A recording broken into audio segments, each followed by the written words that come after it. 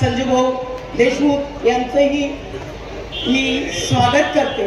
त्यासोबत मी माननीय खासदार डॉक्टर अमोलभाऊजी कोल्हे, माननीय खासदार संजयभाऊजी देशमुख आणि राजकीय मंचावर उपस्थित सर्व नेत्यांना विनंती करतो, महापुरुष छत्रपती शिवाजीराजे, स्वराज्य रक्षक शंभूराजे, क्रांतीसूर्य भगवान बिरसा मुंडा, महात्मा ज्योतिबा फुले, भारतरत्न डॉक्टर बाबासाहेब आंबेडकर या मतदारांना उद्बोधित करावे। रामकृष्ण हरी, रामकृष्ण हरी, रामकृष्ण हरी। व्यासपीठाच्या हिंदवी स्वराज्याचे संस्थापक कुळवाडी भूषण छत्रपती शिवाजी महाराज, संत शिवालाल महाराज, आज ज्यांची जयंती आहे ते महान क्रांतिकारक बिरसा मुंडा, क्रांतीसूर्य महात्मा ज्योतिराव फुले, आरक्षणाचे जनक छत्रपती शाहू महाराज, घटनेचे शिल्पकार महामानव डॉक्टर बाबासाहेब आंबेडकर, राजमाता पुण्यश्लोक अहिल्याबाई होळकर, संत महात्मा बसवेश्वर महाराज, वस्ताद लाहोजी साळवे, संत रविदास, आद्य शिक्षिका प्रतिमा शेठ, साहित्य रत्न अण्णाभाऊ साठे, हरित क्रांतीचे प्रणेते स्वर्गीय वसंतरावजी नाईक साहेब, जलक्रांतीचे प्रणेते स्वर्गीय सुधाकररावजी नाईक साहेब यांच्या पावन स्मृतीस अभिवादन करतो। व्यासपीठावर उपस्थित आजच्या सभेचे मुख्य आकर्षण आपल्या सर्वांना सुपरिचित असलेले, ज्यांनी छत्रपती शंभूराजांची सिरियल केली होती आणि त्यांनी शंभूराजांचा रोल अदा केला, ते आपल्या पक्षाचे स्टार प्रचारक माननीय खासदार अमोलजी, उपस्थित सर्व व्यासपीठावरील मंडळी। मित्रांनो, आपल्याला कल्पना आहे की येत्या 20 तारखेला पुसद विधानसभेची निवडणूक होऊ घातलेली आहे आणि या निवडणुकीमध्ये मी महाविकास आघाडीतर्फे, महाविकास आघाडीचा घटक पक्ष असलेल्या राष्ट्रवादी शरदचंद्र पवार या पक्षातर्फे अधिकृत उमेदवार आहे। आपल्या सर्वांना कल्पना की राष्ट्रवादी शरदचंद्र पवार पक्षाची निशाणी ही तुतारी वाजवणारा माणूस आहे। मित्रांनो, आपल्याला कल्पना आहे की मागील 72 वर्षापासून आपण एकाच परिवारातील सदस्यांना या पुसद विधानसभाचं नेतृत्व दिलेलं आहे। हरित क्रांतीचे प्रणेते स्वर्गीय वसंतरावजी नाईक साहेब असतील, जलक्रांतीचे प्रणेते स्वर्गीय सुधाकररावजी नाईक साहेब असतील, यांनी या राज्याला दिशा देण्याचं काम केलेलं, परंतु त्यांच्या पश्चात मागील 25-30 वर्षापासून वसंतरावजी नाईक साहेब असतील, सुधाकररावजी नाईक साहेब असतील, यांनी जे कारखाने, ज्या सूतगिरण्या या परिसरामध्ये उभ्या केल्या, वसंतरावजी नाईक साहेबांचं स्वप्न होतं की शेतकरी हा कारखानदार झाला पाहिजे, परंतु मागील 25-30 वर्षापासून या विभागातील नेतृत्वामुळे या परिसरातील 2-2 कारखाने, 2-2 सूतगिरण्या या बंद पडणार।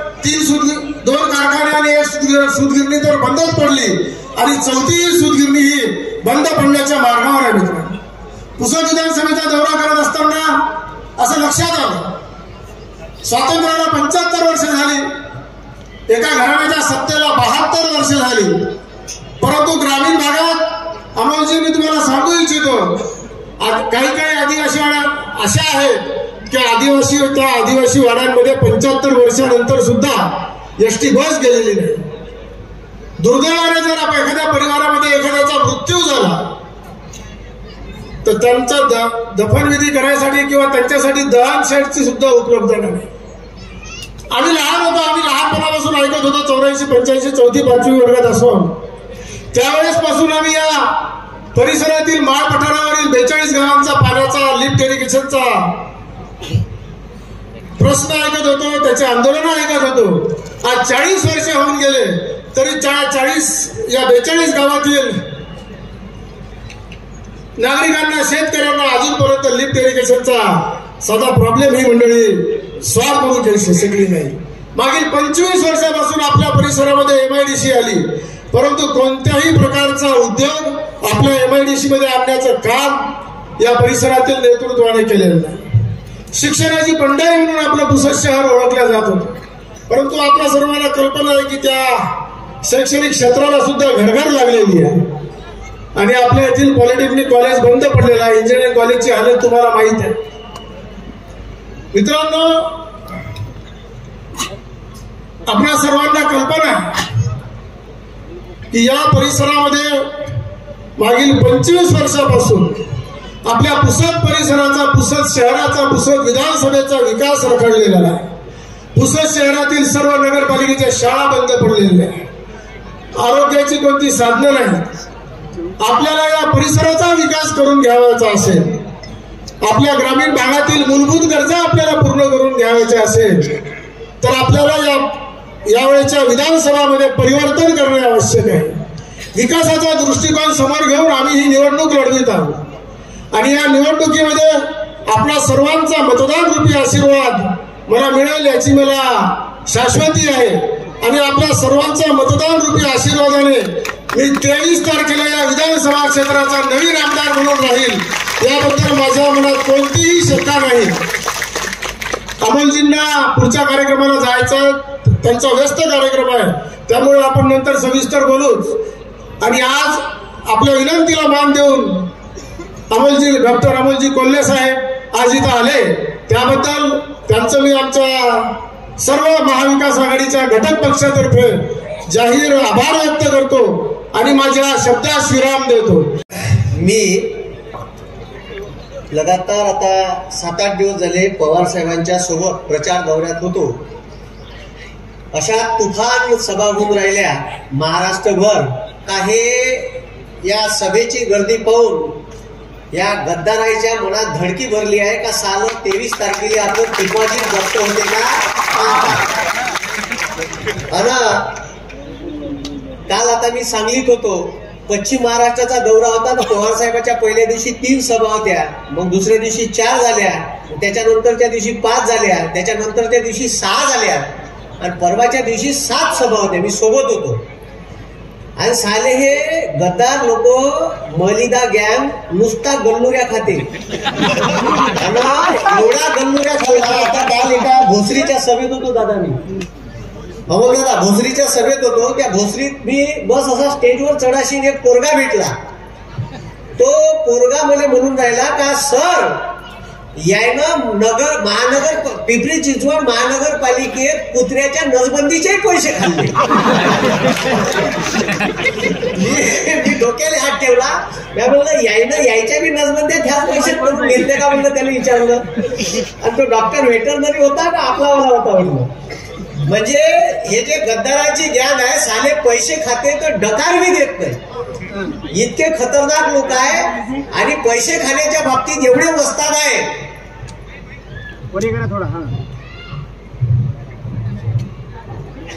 पैसे खाण्याच्या बाबतीत राहू दे. पैसे खाण्याच्या बाबतीत एवढे वस्ताद आहे का आता 2 महिन्याच्या अगोदर, इलेक्शनच्या 2 महिन्याच्या अगोदर छत्रपती शिवाजी महाराजांचा मालवण येथे 8 महिन्याच्या अगोदर उभा केलेला पुतळा कोसळला.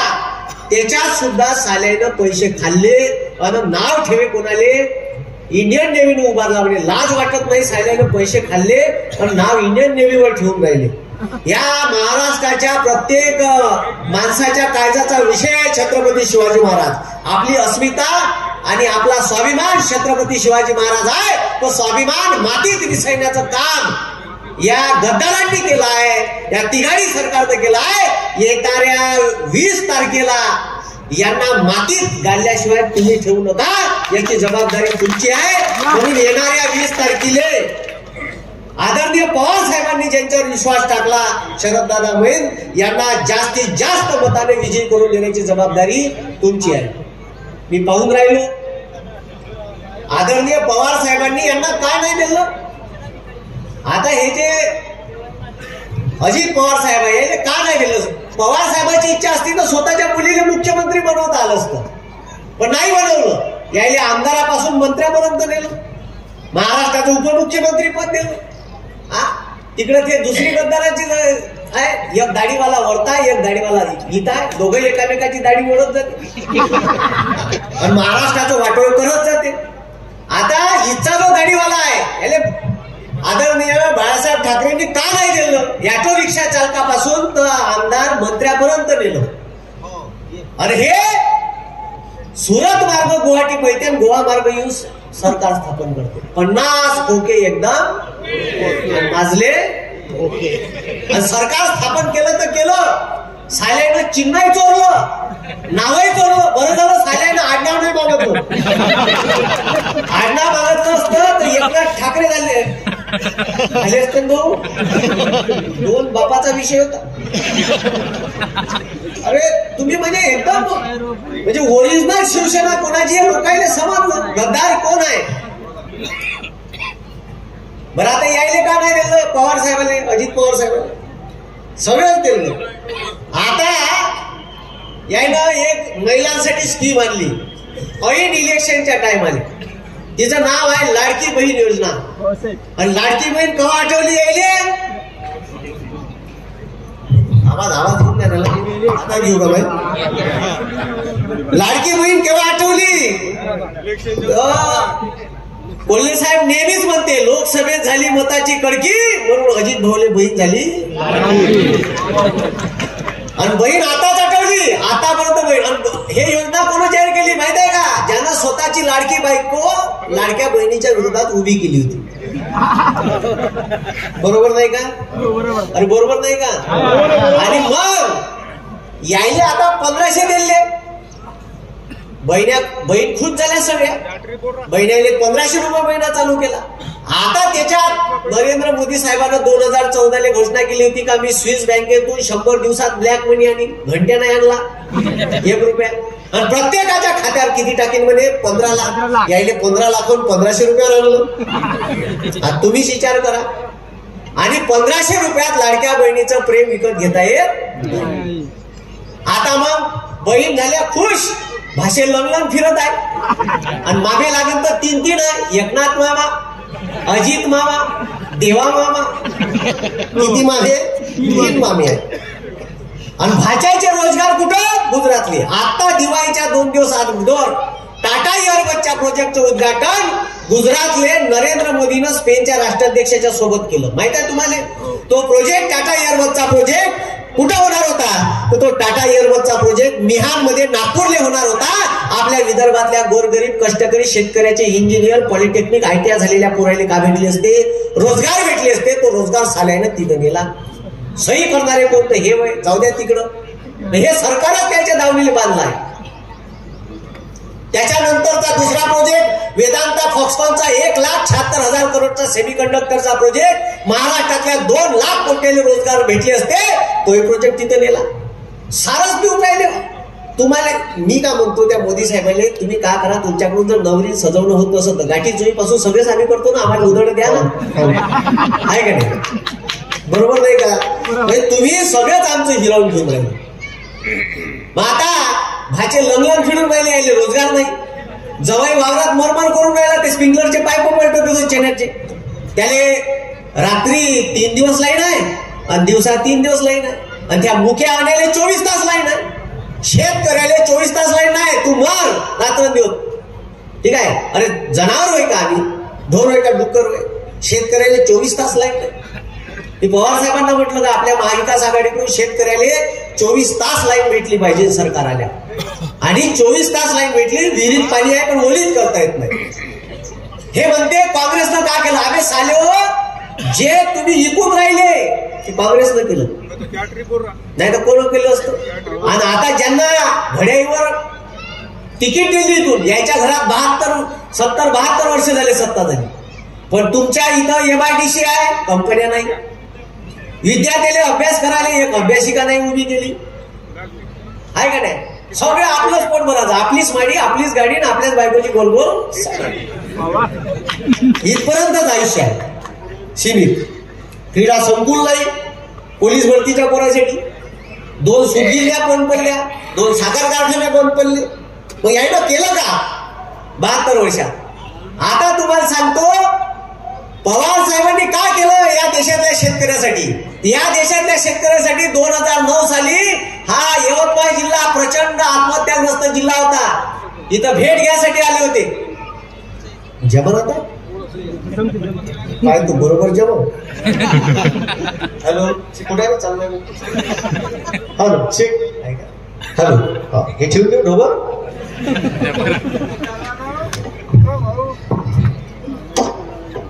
हा तर कुठं होतो जी मी?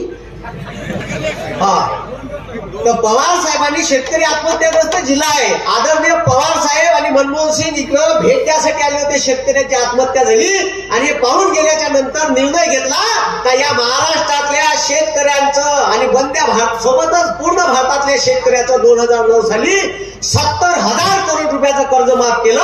शेतकऱ्याचा 7/12 कोरा केला. पण या दाढीवाल्यानं मुक्या अन्याचं 3 लाख करोड रुपयाचं कर्ज माफ केलं. किती लाख? आणि त्याला नाव दिलं राईट ऑफ. आणि तुम्ही एखादा ट्रॅक्टर घ्या, शेतीवर लोन घ्या, 3 किस्ता भरू नका, लगेच 4थ्या महिन्याला ट्रॅक्टर उचलून बँक वाढले ते तुम्हाला डिफॉल्टर म्हणते साले. आणि त्याले शब्द काय? Write off. आहे का नाही? म्हणजे तुम्ही विचार करा, पवार साहेबांनी फळबाग लावायचे असेल तर फळबाग लागवड योजनेवर अनुदान दिलं, त्याच्या ड्रीप टाकायचं असेल, स्प्रिंकलर घ्यायचं असेल तर सबसिडी दिली 50%. हे पवार साहेबांच्या काळातलं काम आहे. आणि स्त्रियांचा खरा सन्मान कोण केला असेल तर तो पवार साहेबांना केला. कसा केला सांगतो? पवार साहेब अमेरिकेत गेले होते. अमेरिकेत गेल्याच्या नंतर तिथं सलामी द्यायला इंडियन नेव्हीच्या कमांडो होत्या महिला. ते पाहिलं त्यांनी, आमच्या देशात कोण नाही देत महिला. तर महिला इंडियन आर्मीमध्ये, भूदलामध्ये, इंडियन एअरफोर्स मध्ये भरल्याच जात नाही. त्यांनी आल्यावर कायद्यात दुरुस्ती केली संरक्षण मंत्री असताना, आणि महिलांना इंडियन आर्मीची प्रवेश सेवा खुली केली. आणि तेव्हापासून भारताच्या संरक्षणाची जबाबदारी या देशातल्या महिला सुद्धा घेऊ लागल्या. याले म्हणते महिलांचा खरा सन्मान. 1500 रुपये देऊन सन्मान होत नाही, हे तुम्ही लक्षात घ्या. म्हणून अनेक मुद्दे आहेत बोलण्यासारखे. यानं पुऱ्या महाराष्ट्राचं वाटेवर करून टाकलं. आता त्या लोकसभेत 31 जागा आपल्या महाविकास आघाडीच्या आल्यावर धडकी बसली कायले. मग लाडकी बहीण योजना चालू करू का? अजून तीर्थक्षेत्र गुडघ्या बाडग्याले तिकडं तीर्थावर न्यायची योजना आहे. आणि मग ते 60 वर्षाच्या वरील बुक करू जीएसटीतून पडलं म्हणजे त्याच्यासोबत एखादा सोबती तर लागल. त्याच्यानंतर क्रायटेरिया एवढे आहे का तुमच्या घरी जर 4 व्हीलर असेल कुटुंबात कोणाले त्या बुक्याला जाता येणार नाही. मग लावलेच काय, देतच काय. अशा खतरनाक योजना आणायच्या, लोकांना दाखवायचं, गुलाबजामू द्यायचं. ठीक आहे. आणि तुम्हाला सांगतो, या लाडक्या बहिणीचे पैसे केव्हा वापस मागल याची गॅरंटी नाही. त्याचं उदाहरण मी आहे.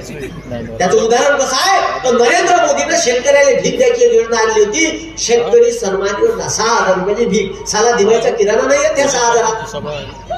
आणि फवाऱ्याच्या औषधावर 18% जीएसटी लावली, खतावर 5% जीएसटी लावली, बॅगही कमी केली, बॅगचं वजन कमी केलं. केलं का ते? अरे केलं का नाही? रोटावेटर, कल्टिवेटर साऱ्याचे भाव वाढले, नागाटीचे भाव वाढले. कारण ट्रॅक्टरवाले विचारा, तो म्हणते डिझेलचे भाव वाढले. माझ्या बापाने वाढवले, तुमच्या बापाने वाढवले नाही, गाडीवाल्याने वाढवले. मग आता हे वाढवले, मग लागत खर्च वाढला. सोयाबीनचे भाव 4,892 रुपये. का भाव चाललो? 3200. नाफेड घ्यायला तयार नाही. नाफेडमध्ये प्रत्येकाचा नंबर लागत नाही. मग हमी भाव सुद्धा नाही चाललो. मग आता हे योजना चालू केली आणि वरून आदेश आले निवडणुकीच्या अगोदर 2019 का ज्या शेतकऱ्याच्या तलाठ्याला आदेश होते का ज्या शेतकऱ्याच्या नावाने 7/12 पेलवा त्याच्या नावाने पैसे, प्रत्येक शेतकऱ्याच्या नावाने पैसे पेलवले. माझ्या नावावर आले. अरे वारे वा म्हणलो, मस्त 3 वर्ष पैसे आले. 34थ्या वर्षी म्हणजे वर्धेच्या तहसीलदारांनी नोटीस पाठवला का कराय गुरुजी तुम्ही इन्कम टॅक्स भरता, तुम्हाला पैसे घेता येत नाही, तुम्ही वापस करा. मी गेलो तहसीलदाराच्या उरात, त्याने म्हणलं म्या मागणी केली का? माई कुठं सही आहे का? मी कुठं अर्ज केला का तुम्हाला? नाही म्हणे. मग पैसे तुम्हाला कोणा द्यायला सांगितले? त्याला चुलीत बसायला मला पैसे दिले मागायचे होते तर नाही म्हणे, वरून आदेश होते. मग म्हणलं मी देत नाही. तर देत नाही तर तुमच्या 7/12 चढवीन म्हणे. सांगा यार बहीण माय म्हणलं दिले भाव वापस करून. आता यायनं तिघीने एका घरी पैसे घेतले आहेत. याच्यातले का सरकारनं म्हणलं दोघीचे वापस करा. यायनं दिवाळीत खर्च केले. आता या भरण कुठून? का कोंबडी इकत? कोंबडं जात नाही तेवढ्या पैशाचं. बोकड्या इका लागेल, पांढरे ठिपकेवाला माहिती कधी पाठाणी का लागेल. अशी असंच आहे ना ते. मग याची काही गॅरंटी नाही. हे सगळे गुलाबजामू देतात. ठीक आहे. इथं तलाठीची भरती घेतली, ग्रामसेवकाची भरती घेतली, त्या भरतीमध्ये 1000 रुपये फी ठेवली सायलायनं. या देशात तलाठी बनाची बी 1000 रुपये आहे, कलेक्टर बनाची बी 100 रुपये आहे. अशी एवढ्या विनंत्या केल्या तरी साल्यानं फी कमी केली नाही. त्या कंपनीकडून गल्लुऱ्या खाल्ला असं. म्हणून माझं म्हणणं आहे का येणाऱ्या निवडणुकीत आता तुमच्या घरी प्रीपेड मीटर येणार आहे, सरकारी बिल्डिंग मध्ये लागलं सगळ्या, ठीक आहे, सगळ्या सरकारी बिल्डिंग मध्ये लागलं, रिचार्ज मारा लाईन चालू राहील, रात्री 12 वाजता रिचार्ज संपलं लाईन गायब. घ्या ना शेकून गरम फडक्यानं, द्या मत त्याले, पुन्हा गरम फडक्यानं शेकून घ्यायची नसन तर आपल्या या मतदारसंघातून शरददादा मैन यांना जास्तीत जास्त मतानं विजयी करा. येणाऱ्या 20 तारखेला ठिकाणी या चिन्हासमोर समोर त्याचं डिपॉझिट जप्त झालं पाहिजे, याची जबाबदारी तुमच्यावर आहे. आदरणीय पवार साहेबांनी ज्यांच्यावर विश्वास टाकला त्याला जिंकून आणण्याची जबाबदारी तुमच्यावर आहे. येणाऱ्या 23 तारखेला महाराष्ट्रात महाविकास आघाडीची सत्ता बसणार, त्याच्यामुळे तुम्ही तुमचं मत वाया जाऊन नका देऊ, एवढीच विनंती मी तुम्हाला करतो आणि थांबतो. धन्यवाद. महाराज, भारतीय घटनेचे शिल्पकार परमपूज्य डॉक्टर बाबासाहेब आंबेडकर, हरित क्रांतीचे प्रणेते स्वर्गीय वसंतरावजी नाईक, महात्मा ज्योतिबा फुले, ज्यांची जयंती आपण आज मोठ्या उत्साहाच्या वातावरणात या ठिकाणी साजरी करीत आहोत, असे क्रांती सूर्य भगवान बिरसा मुंडा, अण्णाभाऊ साठे, हिंदू हृदय सम्राट वंदनीय बाळासाहेब ठाकरे यांना वंदन करतो. आजच्या या कार्यक्रमासाठी या ठिकाणी उपस्थित असलेले ज्यांचं मार्गदर्शन आपल्या सर्वांना ऐकायचं आहे असे आमचे मित्र खासदार अमोलजी कोल्हे साहेब, ज्यांना महाविकास आघाडीची उमेदवारी या ठिकाणी मिळालेली आहे, असे आपल्या सर्वांचे परिचित शरद भाऊ मैन, आमचे जिल्हा प्रमुख प्रवीण भाऊ शिंदे, निलेश भाऊ कराळे सर, वसंतरावजी कानेकर, अर्जुनरावजी लोखंडे, वर्षाताई निकम, आदरणीय विजयरावजी चव्हाण, अनुकूल चव्हाण, रंगराव काळेजी, विकास भाऊ जामकर, संतोष भाऊ दरणे, रवी भाऊ पांडे, हरीश भाऊ गुरवानी, डॉक्टर नदीम साहेब, राजेंद्रजी सांकला, ऍडव्होकेट मयनजी, महेश भाऊ खडसे, राहुल भाऊ सोनवणे, मंचावर उपस्थित असलेली सर्व सन्माननीय मंडळी, या परिसरातून आलेले आमचे सर्व बंधू आणि भगिनींनो, आपल्या सर्वांना अमोल भाऊ कोल्हे यांचं मार्गदर्शन ऐकायचं आहे. मित्र हो, मागच्या लोकसभेच्या निवडणुकीमध्ये आपण सर्वांनी मतदान रूपी आशीर्वाद महाविकास आघाडीचा उमेदवार म्हणून मला या ठिकाणी दिलं, त्याबद्दल आपल्या सर्व बांधवांचं मी मनापासून या ठिकाणी खूप खूप आभार व्यक्त करतो. आता एक इंजिन तुम्ही लोकसभेमध्ये पाठवलेला, हे दुसरं इंजिन विधानसभेमध्ये पाठवा. या भागामध्ये विकासाची गंगा हे दोन्ही इंजिन आणल्याशिवाय राहणार नाही अशी खात्री आजच्या या कार्यक्रमाच्या निमित्तानं देतो. या परिसरामध्ये आपण सर्वसामान्य शेतकरी राहतो. आज काय शेतकऱ्याची परिस्थिती आहे, जे भारतीय जनता पार्टीचे सरकार 2014 मध्ये आलं, 2014 मध्ये 55 रुपये पेट्रोलचा भाव होता, आज 110 रुपये पेट्रोलचा भाव आहे. 2014 मध्ये 45 रुपये डिझेलचा भाव होता, आज 100 रुपये डिझेलचा भाव आहे. 2014 मध्ये आमच्या महिला भगिनीसाठी 420 रुपयात गॅस मिळत होता, आज 1000 रुपयाचा गॅस झालेला आहे. म्हणजे एकीकडे व्यापाऱ्याने तयार केलेल्या मालाच्या किमती वाढत आहे आणि आम्ही राब रमून आमच्या शेतकऱ्यांना 3 वर्षापूर्वी कापूस 10,000 रुपये क्विंटल मुख्यमंत्री उद्धव ठाकरे असताना विकला. आज काय कापसाला भाव आहे 6,500-7,000 रुपये. 3 वर्षापूर्वी आपण सोयाबीन 6,000 रुपये क्विंटलला विकलं, आज 4100 रुपयाला सोयाबीन कुणी विकत घ्यायला तयार नाही. म्हणजे हे मोदी साहेबाला समजत नाही का, या राज्याच्या मुख्यमंत्र्याला समजत नाही का? अरे आपले आमदार कधी तुम्ही टीव्ही मध्ये पाहिलं इंद्रनील नाईक साहेबांना कधी कापसाबद्दल सोयाबीन बद्दल एक शब्द त्यांनी कधी काढला? अरे शेतकऱ्याचे कैवारी तुम्ही या ठिकाणी म्हणता. ज्या हरित क्रांतीचे प्रणेते स्वर्गीय वसंतराव नाईकांनी या भागामध्ये हरित क्रांती आणली, या भागातीलच नाही तर या महाराष्ट्रातील सर्वसामान्य जनतेच्या तोंडातून घास गेले पाहिजे म्हणून हरित क्रांती निर्माण केली. परंतु त्यांच्या वारसाची आज काय परिस्थिती आहे तुम्ही आम्ही या ठिकाणी लोक डोळ्यानं पाहून राहिलो. काय आपल्या मतदारसंघाची परिस्थिती? अहो डीपी जळाली तर 15 दिवस डीपी मिळत नाही, सकाळी लाईन मिळत नाही, रात्री लाईन मिळते. अनेक लोक शेतकरी त्या ठिकाणी जंगली जनावरांपासून मृत्युमुखी पडले. अनेक आमचे बेरोजगार तरुण खांब्यावर चढून त्या ठिकाणी इलेक्ट्रिकचा शॉक लागून त्या ठिकाणी मृत्युमुखी पडले, परंतु या भागामधल्या आमदार साहेबांनी कधी या गोष्टीकडे लक्ष दिलं नाही. हे तुमची आमची शोकांतिका या ठिकाणी आहे. काय महामंडळाचा प्रश्न, 42 गावाचा लिफ्ट इरिगेशनचा प्रश्न अजूनही निघाला नाही. ग्रामीण भागातील आरोग्य सुविधा कोलमडलेली आहे. कोणी त्या ग्रामीण रुग्णालयाकडे पाहून राहिलं नाही. एक विदारक परिस्थिती या ठिकाणी निर्माण झालेली आहे. अहो, शेतकऱ्याच्या ताब्यातील वर्ग 2 ची जमीन आमच्या दिग्रस तालुका असो, आमच्या यवतमाळ जिल्ह्यामध्ये असो, अनेक भूगडदार नंबर 2 ची जमीन हे करण्याचा शासनाचा निर्णय झाला. परंतु तुमचं आमचं दुर्दैव आहे की या भागाच्या आमदारांना या गोष्टीकडे लक्ष दिलं नाही आणि त्या GRचा फायदा घेतला नाही. म्हणून भूगडदार नंबर 2च्या जमिनी अजूनही आमच्या लोकांच्या नावावर अजूनही झाल्या नाही. हे पुसद भागातील लोकांची शोकांतिका आहे. युवा वर्गासाठी काहीतरी रोजगार निर्माण केला नाही. काही क्रीडा संकुल नाही. या ठिकाणी अभ्यासिका नाही. या ठिकाणचे दोन्ही साखर कारखाने बंद पडले. या ठिकाणच्या सूतगिरण्या बंद पडल्या. अरे मग तुम्ही करून का राहिले? असं काय चाललेलं आहे तुमचं की जे आमच्या सर्वसामान्य शेतकरी असो, शेतमजूर असो, तरुणाच्या कामाबद्दल तुम्ही एक शब्द उद्गार काढत नाही. मग तुमचं लक्ष आहे कुठं? या मतदारसंघातील तमाम सर्वसामान्य जनता, कोणत्याही जाती धर्माचा व्यक्ती असो, त्याला विकासाची आवश्यकता आहे. सामान्य माणसाला वाटतं की आपल्या भागाचा विकास झाला पाहिजे, परंतु ही परिस्थिती एका वेगळ्या पद्धतीने चाललेली आहे. मित्र, पीक विम्याच्या बाबतीत कधी आवाज उठवला नाही. खरेडी मिळण्याच्या संदर्भात कधी आवाज झाला नाही. या ठिकाणी 5-5 हजार रुपयाचं अनुदान या ठिकाणी 2 हेक्टर पर्यंत सांगितलं. अजून सुद्धा आपल्या शेतकऱ्याच्या खात्यात हे अनुदान मिळालेलं नाही. मित्र, तुमच्या आशीर्वादानं, तुमच्या सहकार्यानं या ठिकाणी मी खासदार झाल्यानंतर या भागात घरकुलाच्या बाबतीत मोठी मागणी या ठिकाणी निर्माण झाली होती.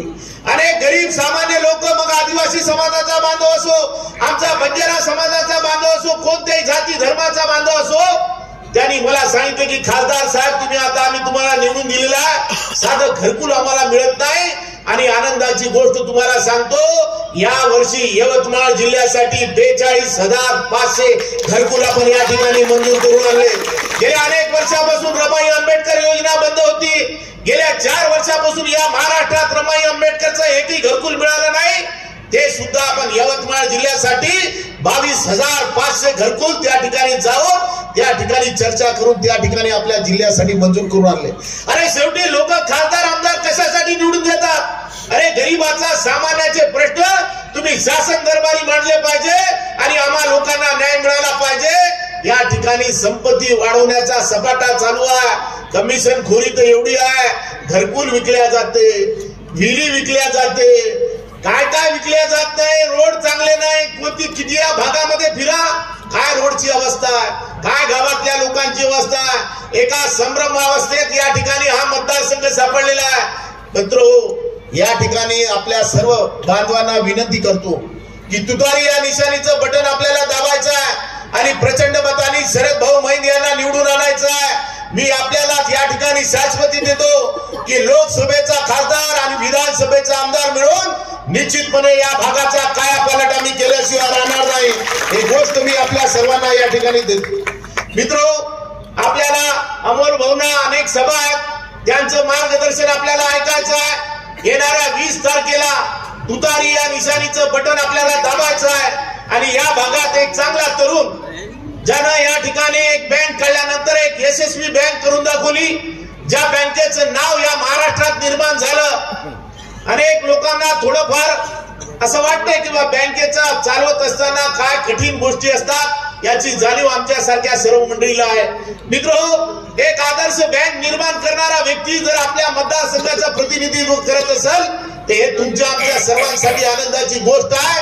म्हणून येणाऱ्या 20 तारखेला जात पात धर्म या ठिकाणी बोलणारे अनेक लोक वेगवेगळ्या पद्धतीने सांगतील.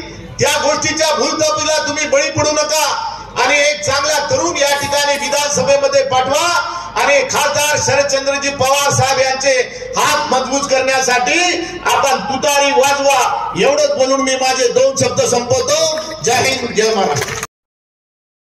जरा भाई बहने, जय सेवालाल. राष्ट्रवादी काँग्रेस शरदचंद्र पवार पक्षाचे महाविकास आघाडीचे अधिकृत उमेदवार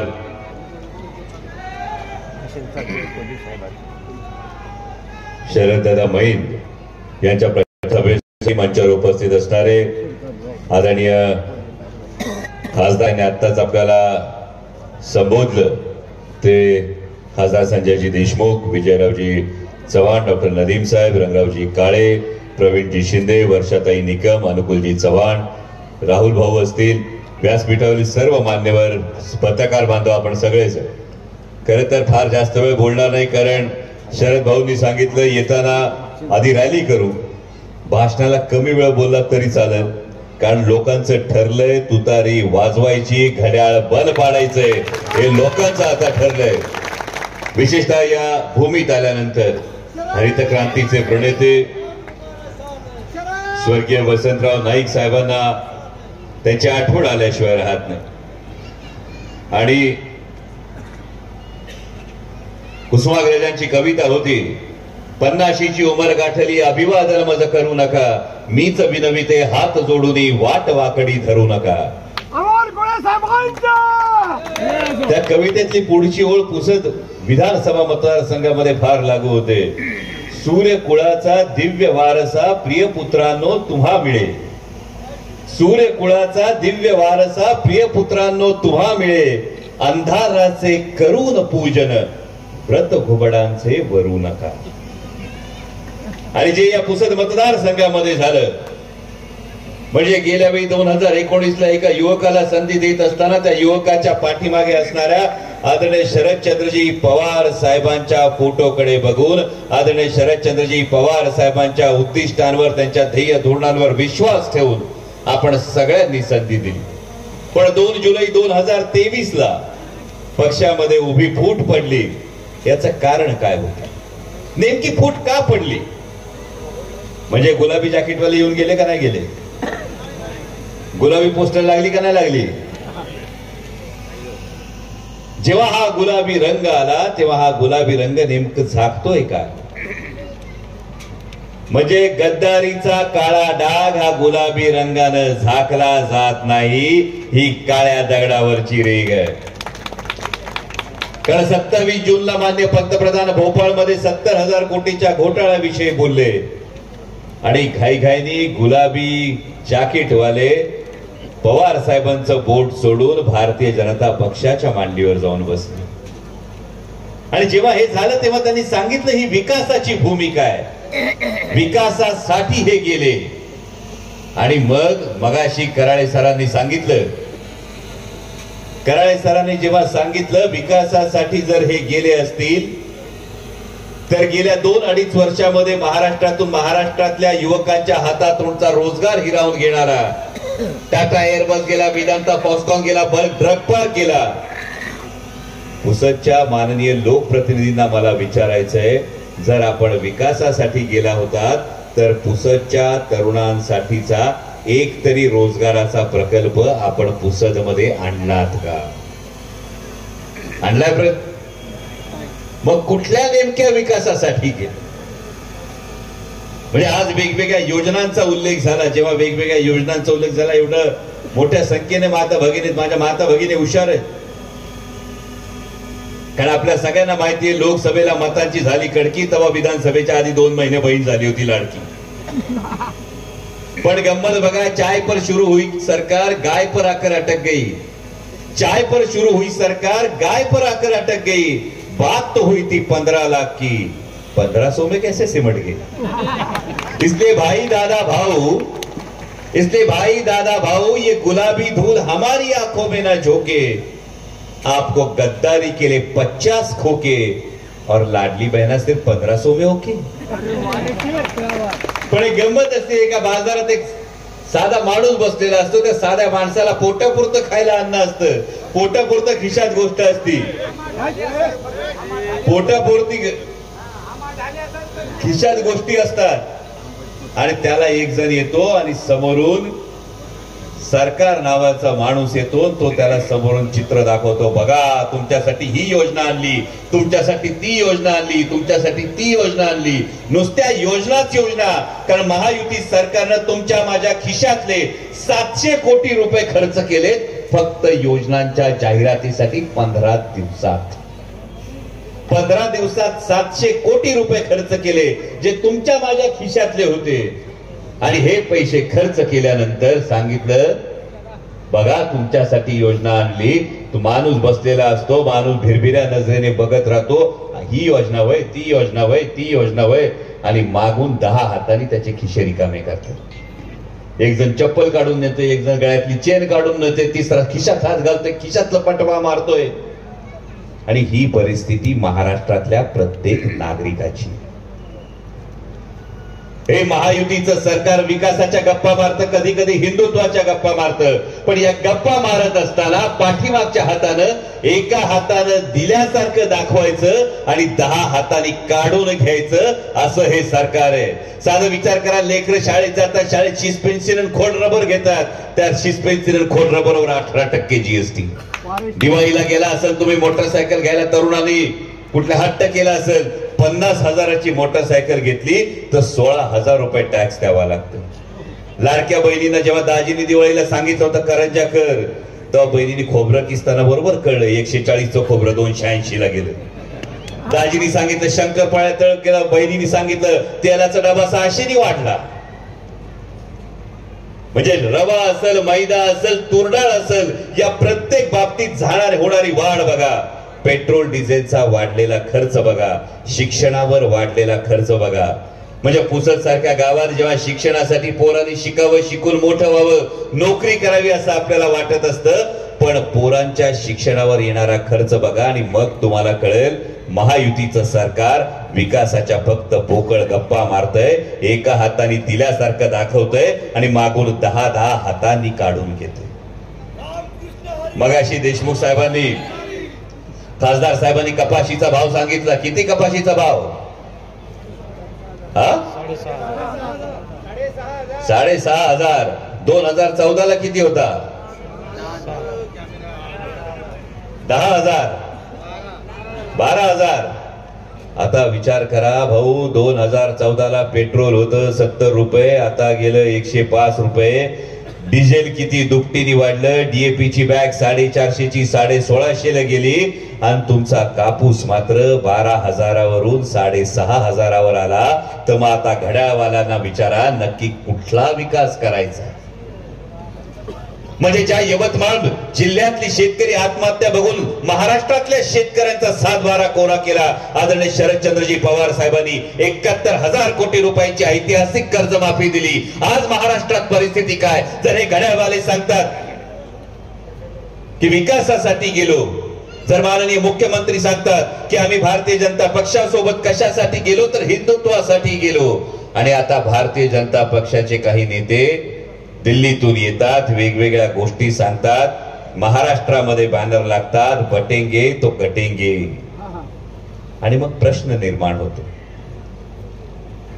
ज्यासाठी गुलाबी गँग सत्तेत सामील झाली, ज्या विकासाच्या गप्पा गुलाबी जॅकेटवाल्यांनी मारल्या, त्यांनी याचं सुद्धा उत्तर द्यावं की जेव्हा कापसाला भाव होता तेव्हा 22 लाख गाठी या ऑस्ट्रेलियातून जेव्हा आयात केल्या आणि माझ्या कापूस उत्पादक शेतकऱ्याच्या ताटात माती कालवली, तेव्हा विकास कुठे गेला होता? जेव्हा कांदा उत्पादक शेतकऱ्याच्या कांद्याला भाव मिळत होता तेव्हा निर्यात बंदी लादून कांदा उत्पादक शेतकऱ्याच्या ताटात माती कालवली. सोयाबीनची आजची परिस्थिती बघा.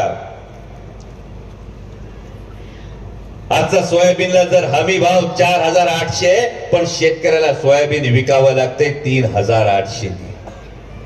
शेतकऱ्यांनी जगायचं कसं, हा एक फार महत्वाचा प्रश्न निर्माण झाला. आणि म्हणून या विकासाच्या गप्पा मारत असताना वस्तुस्थिती ही आहे की गेल्या वर्षभराची आकडेवारी जर आपण बघितली, अवघ्या गेल्या 9 महिन्यात तब्बल 1,900 शेतकऱ्यांनी आत्महत्या केल्या. जर महिन्याला 200 शेतकऱ्यांच्या दारात तिरडी येत असेल, महिन्याला 200 शेतकऱ्यांचं सरण रचलं जात असेल आणि 200 शेतकऱ्यांची लेकरं महिन्याला अनाथ होत असतील, तर हा विकास हा महाराष्ट्राला भकास करणारा विकास आहे. आणि हे सगळं होत असताना महाराष्ट्रातल्या युवकांच्या हाताला काम नाही. दिल्लीतून गुबू गुबू वाजलं का माना डोलावणारं हे सरकार आहे. आणि त्यामुळे प्रत्येक उद्योगधंदा हा गुजरातला घेऊन चाललेत. जर महाराष्ट्राची भाकरी खाऊन गुजरातची चाकरी करायची असेल तर या महायुती सरकारला आता सत्तेतून खाली खेचावं लागेल. आणि म्हणूनच आदरणीय शरदचंद्रजी पवार साहेबांनी आवर्जून सांगितलं की सगळे कार्यक्रम रद्द करा, पण पुसदला जाऊन सभा घ्या. कारण पवार साहेबांनी शरद भाऊ मैन सारखा एक ढाण्या वाघ दिलाय पुसद मध्ये आदरणीय पवार साहेबांचा विचार पुढे घेऊन जाण्यासाठी. म्हणजे पुसद अर्पण बँकेच्या माध्यमातून असेल, भारतीय मैन सहकारी पतसंस्थेच्या माध्यमातून असेल, म्हणजे त्यांच्या अन्नछत्राचं काम असेल, कोविड सेंटरचं काम असेल, सातत्यानं माणसांमध्ये राहून एक कार्यकर्ता जेव्हा लढतो तेव्हा आता पुसद मध्ये लढत घराणेशाही विरुद्ध सर्वसामान्य कार्यकर्त्याची आहे. शरद भाऊ मैन आमदार होणं म्हणजे पुसद मधला सर्वसामान्य कार्यकर्ता आमदार होणं. शरद भाऊ मैन आमदार होणं म्हणजे पुसद मधला व्यापारी आमदार होणं. शरद भाऊ मैन आमदार होणं म्हणजे पुसदला सर्वसाधारण शेतकरी आमदार होणं. शरद भाऊ मैन आमदार होणं म्हणजे सर्वसाधारण तरुण आमदार होणं. आणि म्हणून तुम्हाला सगळ्यांना विनंती, आज महाराष्ट्रभर फिरतोय, जवळपास 100-125 पेक्षा जास्त सभा झाल्या असतील, पण या सगळ्या सभांमध्ये एकच चित्र दिसतंय. मगाशी देशमुख साहेबांनी सांगितलं लोकसभेला तुम्ही दणका दाखवलात. म्हणजे माझे आदिवासी बांधव असतील, माझे मुस्लिम बांधव असतील, माझा शेतकरी असेल, माझ्या माता भगिनी असतील, या सगळ्यांनी संविधान बदलण्याचा प्रयत्न करणाऱ्या लोकांना दणका दाखवला. म्हणजे आज आद्य क्रांतिकारक बिरसा मुंडा यांची जयंती आहे आणि माझा आदिवासी बांधवांना आव्हान आहे, विचार करा, बिरसा मुंडांवर काय कमी दबाव असेल, बिरसा मुंडांना काय कमी प्रलोभन असतील, पण बिरसा मुंडाने इंग्रजांसमोर गुडघे टेकले नाहीत. त्यांनी संघर्षाची भूमिका घेतली आणि बिरसा मुंडांनी संघर्षाची भूमिका घेतली म्हणून त्यांचं नाव आज आपण अभिमानानं घेतो. आणि त्यामुळेच जेव्हा घड्याळवाल्यांवर दबाव टाकला तेव्हा पक्ष आणि चिन्ह चोरीला गेलं. आणि असं असताना दिल्लीतले काही नेते बघत होते महाराष्ट्र झुकेल का, महाराष्ट्र वाकेल का. आणि 84 वर्षाचा योद्धा उभा राहिला आणि तो म्हणला मी झुकणार नाही, मी वाकणार नाही, मी लढणार आणि लढून जिंकणार. त्या योद्ध्याचं नाव आदरणीय शरदचंद्रजी पवार. आणि म्हणून सांगतो भावांनो, ही निवडणूक आदरणीय पवार साहेबांची निवडणूक आहे. जर लोकसभेला पवार साहेबांची मान्य उद्धव साहेब ठाकरेंची लाट होती असं म्हटलं तर आता विधानसभेला मान्य उद्धव साहेब ठाकरेंची, पवार साहेबांची आणि राहुलजी गांधींची सुनामी आली आहे. महाराष्ट्रात महाविकास आघाडीचं सरकार येणार ही काळ्या दगडावरची रेघ आहे. महाराष्ट्रभर फिरतोय, ठिकठिकाणी जातो, विदर्भात जा, मराठवाड्यात जा, पश्चिम महाराष्ट्रात जा, पुण्यात जा, मुंबईत जा. मराठी माणसाच्या चेहऱ्यावर लिहिलंय फक्त 20 तारखेची वाट बघतोय, बळकट पंजात मशाल पेटवून स्वाभिमानाची तुतारी वाजवायची. आणि जेव्हा सरकार येणार आहे तेव्हा पुसदकरांनो हिताची गोष्ट सांगतो, पंक्तीला जेव्हा आपण बसतो, लग्नाची पंगत बसती, पंक्तीला बसतो, जिलबीचा बेत असतोय आणि जर वाढपी ओळखीचा असला तर वाढप्याला हळूच खुणावून सांगता येते एक जिलबी अजून टाक. होते का नाही? हा, आता बघा पंक्तीला बसल्यानंतर वाढपी ओळखीचा असलं तर वाढप्याला बोलून सांगता येते एक जिलबी अजून टाक. महाविकास आघाडीचं सरकार येणार आहे, ज्यांच्या प्रचारासाठी मला मुद्दाम पवार साहेबांनी जायला सांगितलंय. वाढपी जर ओळखीचा असला तर विकासाची एक जिलबी अजून पुसदच्या नशिबात येईल याची कायम जाणीव ठेवा. आणि आपल्या सगळ्यांना कळकळीची विनंती करतो, तुतारी वाजवणाऱ्या माणसाला मत म्हणजे आदरणीय शरदचंद्रजी पवार साहेबांना मत. तुतारी वाजवणाऱ्या माणसाला मत म्हणजे माननीय उद्धव साहेब ठाकरेंना मत. तुतारी वाजवणाऱ्या माणसाला मत म्हणजे राहुलजी गांधींना मत. आणि म्हणून पुसदच्या या भोळ्या भाळ्या जनतेला सांगतो, भोळी जनता जरी असली तरी शंकर सुद्धा भोळा होता आणि शंकराला तिसरा डोळा होता. शंकर सुद्धा भोळा होता, शंकराला तिसरा डोळा होता. जेव्हा महाराष्ट्राची भाकरी खाऊन गुजरातची चाकरी करणाऱ्या, महाराष्ट्राच्या तरुणांचे उद्योगधंदे गुजरातला नेणाऱ्या, महाराष्ट्रातल्या शेतकऱ्यांच्या ताटात माती घालवत असताना गुजरातच्या उद्योगपतींची लाखो कोटींची कर्ज माफ करणाऱ्या या महायुती सरकारच्या विरोधात कितवा डोळा उघडायचा आहे? आपला नंबर कितवा? आणि त्यामुळे पुसदच्या जनतेला एवढीच विनंती करतो, की अनुक्रमांक 3 शरद भाऊ मैद तुतारी वाजवणाऱ्या माणसासमोरचं बटन दाबा आणि शरद भाऊंना प्रचंड मताधिक्यानं पुसद विधानसभेचं प्रतिनिधित्व करण्यासाठी विधानसभेत पाठवा एवढीच विनंती करतो आणि थांबतो. धन्यवाद. जय शिवराय. रामकृष्ण.